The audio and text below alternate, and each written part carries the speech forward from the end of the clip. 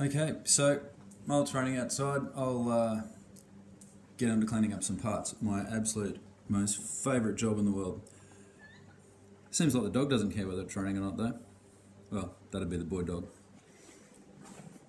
Girl dog, she's a bit smarter. She'll just have a sleep next to me.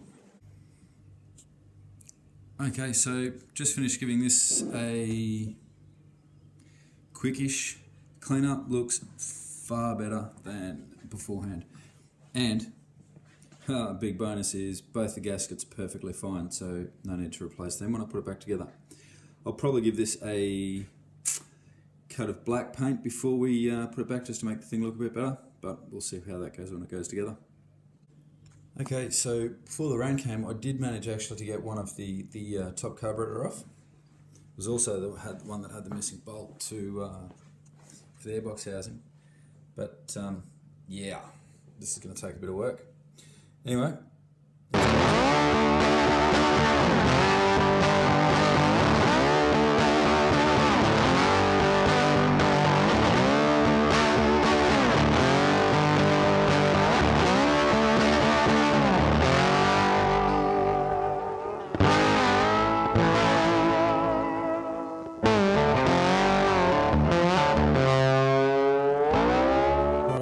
So cleaning the carby was going along quite nicely until I got to this thing.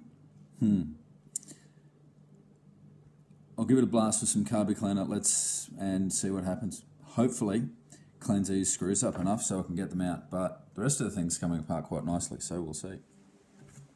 Sometimes things just work out the way you want them to, and seems like the one that was really rusted in wasn't so bad after all. Sorry about the dodgy camera work, but I have yet to master the YouTube one-handed using tools and using a camera thing. Alright, so I got the plate off. Not as bad as I thought I was going to find inside, so yeah, all in all, things going reasonably well so far. Okay, so I've taken the floats out and the needles, kept them in order. But what's really surprising is everything in here is looking, for the most part, pretty good. I'm quite happy with that. Now let's just see how the jets look when I pull them out. Okay, so after a good clean-up, just about ready to put them back together. Surprisingly good. I thought these things were going to be absolutely rotten inside, but clean as, so that's a great thing. Okay, so I'm starting to put the thing back together now, and